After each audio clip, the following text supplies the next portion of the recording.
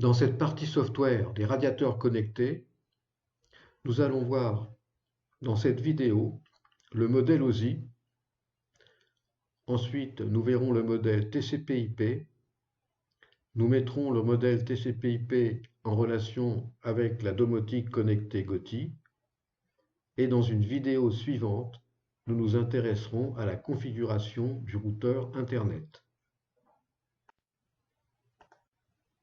Introduction.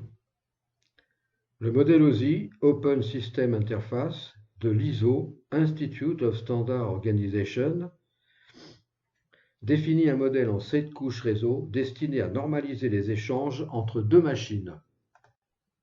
Chacune d'entre elles se comporte comme un prestataire de service pour la couche immédiatement supérieure. Communication entre couches.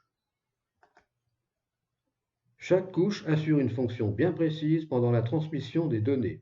La couche N utilise la couche N-1 et fournit des services à la couche N+1. Encapsulation du modèle OSI. L'entête et les données d'une couche N vont devenir les données de la couche N-1. Cette couche N-1 va construire un en-tête ou des consignes. Cette en-tête ou ces consignes vont devenir les données de la couche N-2. Rôle des différentes couches du modèle OSI. La couche 7 représente une interface de communication avec l'utilisateur. La couche 6 met en forme les données. La couche 5 reprend la communication en cas d'incident. La couche 4 assure la bonne transmission des données.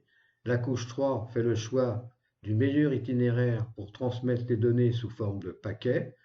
La couche 2 constitue une trame et la couche 1 traduit les paquets en signaux électriques sous forme de bits. Ces différentes couches utilisent différents protocoles pour communiquer entre elles. Protocole HTTP, le protocole FTP, le protocole TCP, le protocole UDP, le protocole IP, etc., etc. Exemple de communication de la machine A à la machine B.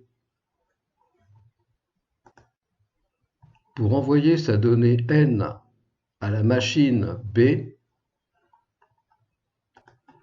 la machine A va utiliser la couche N-1. Les consignes et les données de la couche N vont devenir données de la couche N-1.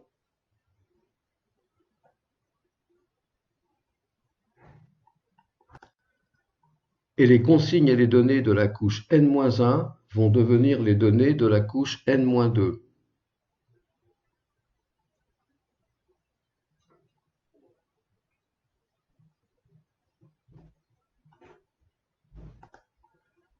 On parle alors d'encapsulation.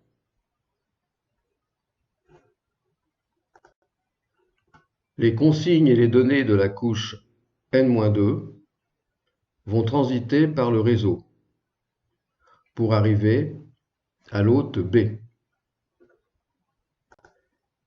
Afin de recevoir la donnée N de la machine A, la machine B va procéder à une désencapsulation.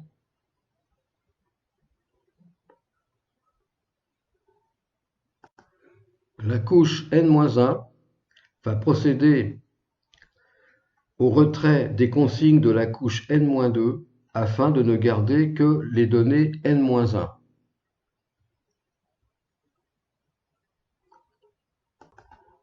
La couche N va retirer les consignes de la couche N-1 afin de ne garder que les données de la couche N. Les données qui ont été envoyées sur la couche N de l'hôte A se retrouvent sur la couche N de l'hôte B. Modèle TCP/IP. Le modèle TCP/IP s'est progressivement imposé comme modèle de référence en lieu et place du modèle OSI. Le modèle OSI est composé de 7 couches, alors que le modèle TCP/IP n'est composé que de 4 couches. On peut faire la correspondance entre les couches du modèle OSI et les couches du modèle TCP/IP.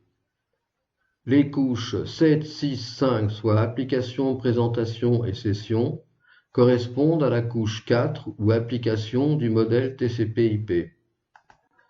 La couche transport du modèle OSI correspond à la couche transport du modèle TCP/IP. La couche réseau du modèle OSI correspond à la couche Internet du modèle TCP/IP.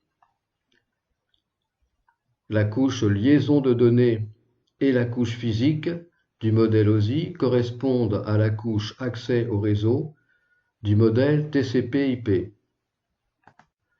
Le modèle TCP/IP peut aussi être représenté sous forme d'ensemble et de sous-ensemble. La couche 4, c'est-à-dire la couche application, est inclue dans la couche 3, qui est la couche transport, qui est inclus dans la couche 2, qui est la couche Internet, et qui est inclus dans la couche 1, qui est la couche accès au réseau. Il s'agit maintenant de faire communiquer la machine A avec la machine B via le protocole TCP/IP. L'hôte A doit envoyer bonjour à l'hôte B. Cette donnée bonjour va être encapsulée dans la couche application avec un en-tête 4 correspondant au numéro de la couche. L'en-tête 4 et la donnée bonjour vont être encapsulés dans la couche 3, c'est-à-dire la couche transport, avec un en-tête correspondant au numéro de la couche, c'est-à-dire 3. Ensuite, l'en-tête 3, l'en-tête 4 et la donnée bonjour vont être encapsulés dans la couche Internet avec un en-tête correspondant à la couche 2, c'est-à-dire 2. Et ensuite, les en-têtes 2, 3 et 4 et la donnée bonjour vont être encapsulés dans la couche Network Access ou Accès Réseau avec un en-tête 1 correspondant à la couche 1. Toutes ces en-têtes correspondent à des consignes qui régissent les couches. Ensuite, cette trame Ethernet, constituée par des 0 et des 1, va transiter par le réseau pour arriver jusqu'à l'hôte B. L'hôte B va procéder au processus inverse de l'encapsulation, c'est-à-dire la désencapsulation, afin de récupérer en haut de la pile qui se trouve ici la donnée bonjour.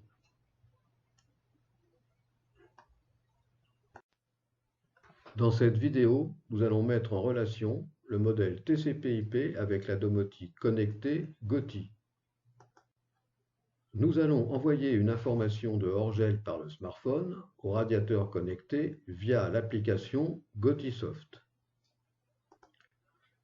Dans cette partie de l'écran, nous avons l'hôte A qui est constitué par le smartphone sur lequel on a installé l'application GOTIsoft.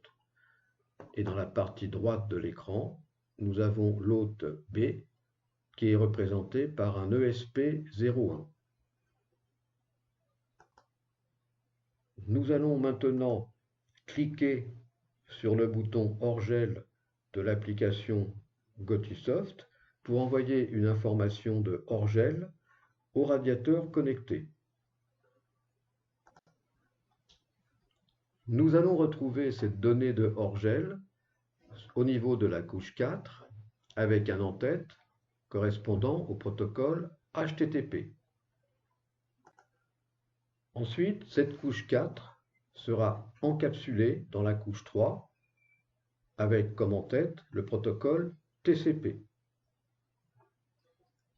Cette couche 3 sera encapsulée dans la couche 2 avec comme en tête l'adresse IP source correspondant à l'adresse IP du smartphone et l'adresse IP plus le numéro de port correspondant à l'adresse IP du routeur ainsi que son numéro de port correspondant à l'ESP01. Cette couche 2 sera ensuite encapsulée dans la couche 1 avec comme en tête l'adresse MAC source, c'est-à-dire l'adresse MAC physique du smartphone, avec une adresse MAC de destination représentant l'adresse MAC du commutateur le plus proche. Cette trame Ethernet représentée par la couche 1 va ensuite être envoyée au réseau Internet sous forme de 0 et de 1.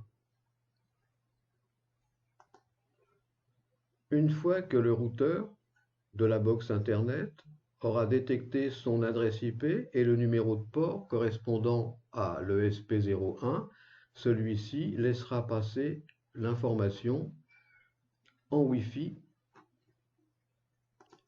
Et cette information en Wi-Fi passera par le processus inverse de l'encapsulation, c'est-à-dire la désencapsulation de la donnée hors gel que nous retrouverons ici au niveau des radiateurs.